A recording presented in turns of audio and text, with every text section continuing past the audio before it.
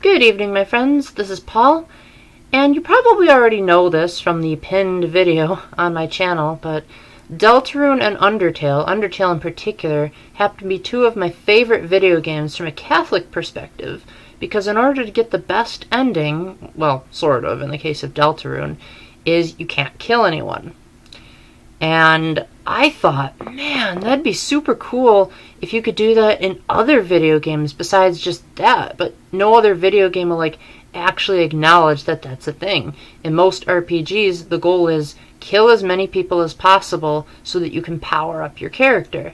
So I got to asking myself, what other game lets you do that besides Deltarune and Undertale? Most games that I play are, pretty linear in nature, and they don't really have the freedom to allow for such flexibility as those games do when they're designed around pacifism. So that got me to think, well, what are some of the non-linear games that I have that would promote pacifism? So it came down to 3, and that was Banjo-Kazooie, Super Mario 64, and Super Mario Odyssey. I immediately ruled out Odyssey because of all of the boss battles that you have to do. Banjo-Kazooie, I nearly wanted to do that one, but then I realized, well, you kinda have to kill Gruntilda, even though she comes back as a skeleton in Banjo-Tooie, but I'm pretty sure you have to die first to become a skeleton, so I'm not really sure how that would work. But even if I tried to justify that logic, there was still the question of, oh, you have to get rid of all those vine thingies in order to get to the Click-Clock Wood area in Gruntilda's tower. So that shut that out. So that left Super Mario 64, one of the video games that started the non-linear trend in platformers. So, did I succeed? Well, yes and no. I did manage to get to the final Bowser fight, and at that point I said, I'm pretty sure there's no way to glitch the game into beating it without beating the final Bowser fight. So, guess what? You get to see me almost beating Super Mario 64 Pacifist. Here's how I did it. Hello.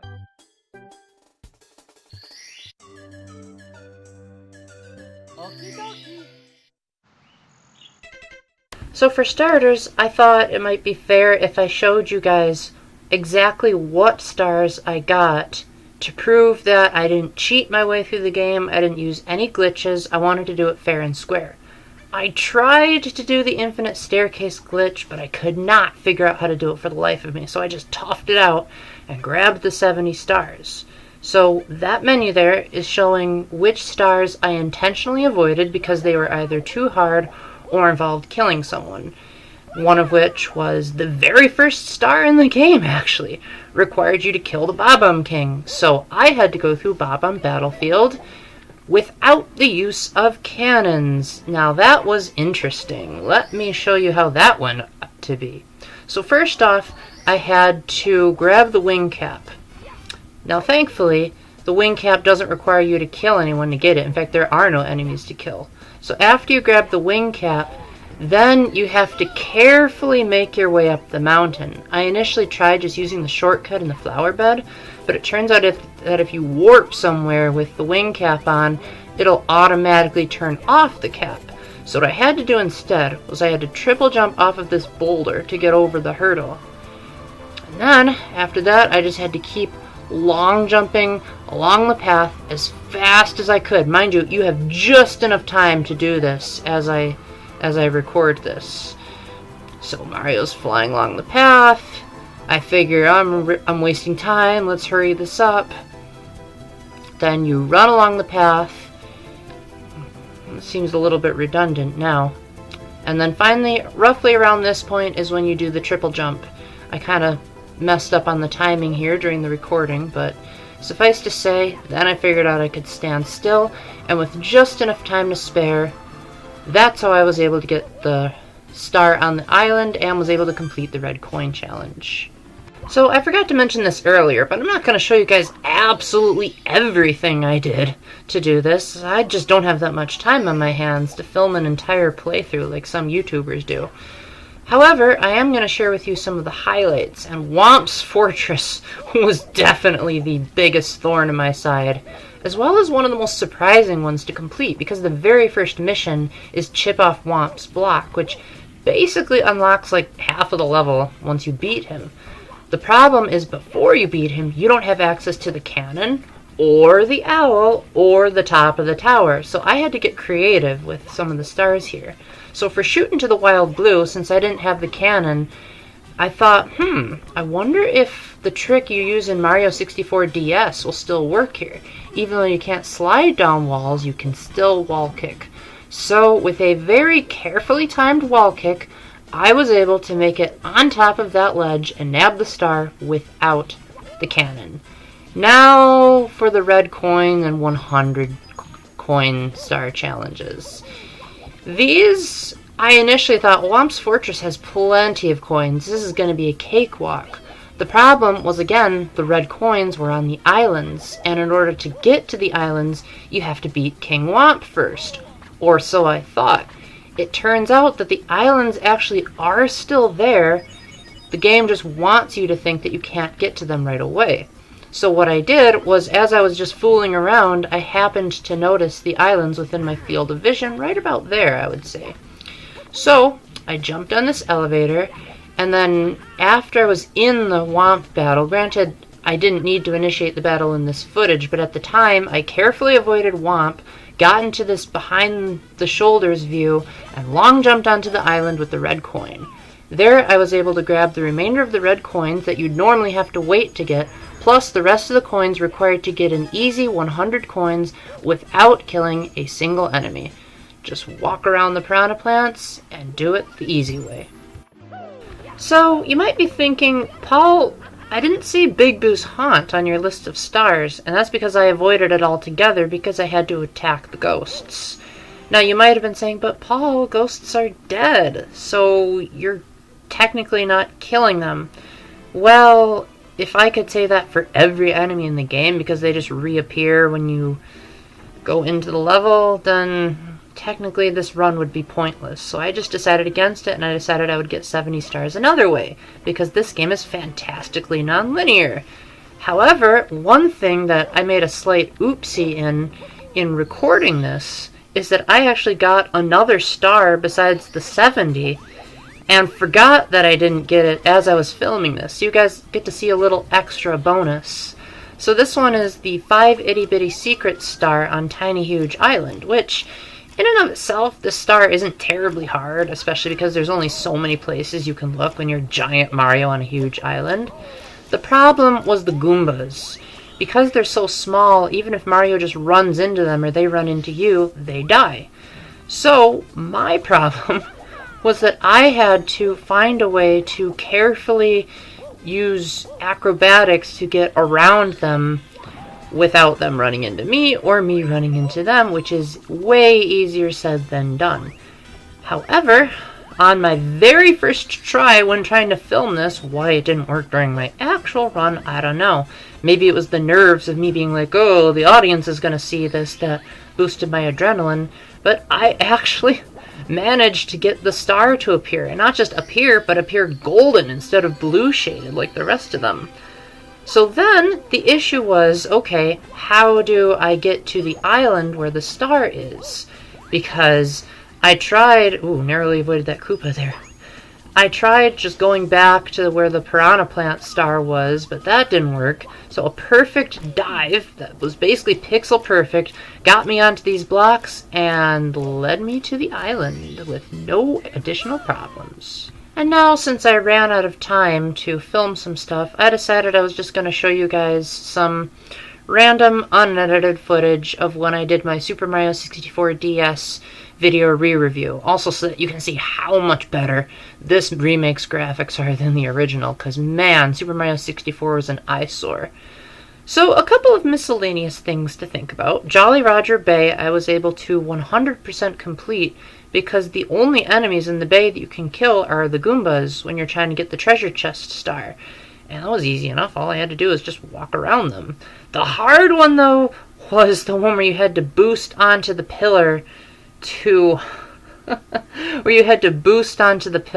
get the star on the ledge. For some odd reason, I would always collide with the pole, but Mario wouldn't grab on. There was also a time when my memory was failing me and I couldn't figure out where the red coins were, but eventually I figured it out, and it became pretty easy. As far as Rainbow Ride, I tried to avoid that course like the plague, because every single time you entered the course, you have to ride that stupid carpet onto the 3 main platforms so you can decide where to go. I tried to do the red coin star first, but then the Bob-ombs at the bottom kept exploding. That was actually a frequent problem in any course that had Bob-ombs, was I never wanted them to blow up. So what I ended up doing was I just tried to stay away from the bottom road. And that ended up working pretty well. Except for the time when I tried to triple jump to get a red coin and there was a fire-breathing amp at the top and I couldn't see the fire, so it ended up knocking me off the course. That was kind of unfair. Moving on to Shifting Sandland, that was another hard one. Again, not because the star itself was hard, but because of the bad camera and the bad timing. Once I got inside the pyramid, I wanted to do the triple jump to get up to the upper level of the pyramid. The problem was that there were Goombas at the bottom, and after I attempted to do my triple jump too many times, eventually Mario bumped his head on the ceiling and ended up stomping on one of the Goombas in accident. Originally this was going to be where my run ended, and I would have said, okay, time to start over, because I initially wanted to do it in one clean move, like some other YouTubers. Then I decided against it, because I said, I'm not a streamer, I'm not going to go that route. So I tried it again, and again, and again, and eventually I succeeded. I couldn't get the secrets in the pyramid star because the camera was just being so awful, even more so considering that I was playing this on the Wii U Virtual Console, where you'd think the right analog stick would fix the camera, but it doesn't. Believe me, it's far from the definitive way to play Mario 64. Now, Bowser in the Sky, that's the last point of contention I want to talk about, because again, most of the courses had fairly enemy-free areas. There weren't too many courses where I just had to go out of my way to find creative ways to get through them. But Bowser in the Sky was particularly notorious, because I knew I couldn't beat Bowser. I knew that that would break my record. I knew I just had to get to him to consider my run over, to make this a pseudo-pacifist run. The problem were, again, the Bob-ombs. An otherwise really easy level for me, one of the easiest levels because I practice it so much, ended up being a chore to complete. Sorry, I thought I went away from my microphone for a minute. Ended up being a chore to complete because I was like, oh no, I have to perfectly time my jumps and my runs so that the Bob-ombs don't notice me and try to explode. That was a problem I had in Tick-Tock Clock, but thankfully there were only 2 Bob-ombs in the entire course and no other killable enemies, so that was nice. Anyway, back to Bowser in the Sky. So what I had to do there was basically just start walking and the Bob-ombs would run into each other without me doing anything. So in that case, my mom was actually in the room watching me because I was like, Mom, guess what? I'm about to get to Bowser and do a pacifist run. And she said, well, if the Bob-ombs ran into each other, that would mean that they killed each other, not you killed them, right? So I said, well, yeah, I guess we can put it like that. So after I got past them, I jumped into the warp pipe. Actually, I said this to my mom before I jumped into the warp pipe, but I basically just said, I beat it! Now, if you guys can tell me a way to glitch my way past the final Bowser battle without having to kill him, then I would really say that this run is complete. But for now, it's only possible to partially complete it. And before you ask, Paul, but what about fighting Bowser in the Dark World and Bowser in the Lava World? Well, those were just clones. So I decided that they didn't count. In addition to that, I never said that this was a perfect pacifist run. So again, if there's any speedrunners out there that let me skip the Bowser battles altogether, then maybe I will reattempt it and try to do a perfect pacifist run. But for now, it is almost possible if it weren't for the fact that most video games have to have a final boss. So with that, thank you very much for watching. Forgive me if I stole anyone's idea. Hopefully you guys will give it a try for yourselves and tell me how you were able to complete Mario 64 almost pacifist. And until the next time, keep the faith, stay epic, God bless, and don't kill anyone in real life. That's called murder. Well, technically murder and killing are two different things. So don't murder, but only kill if you have to. Bye.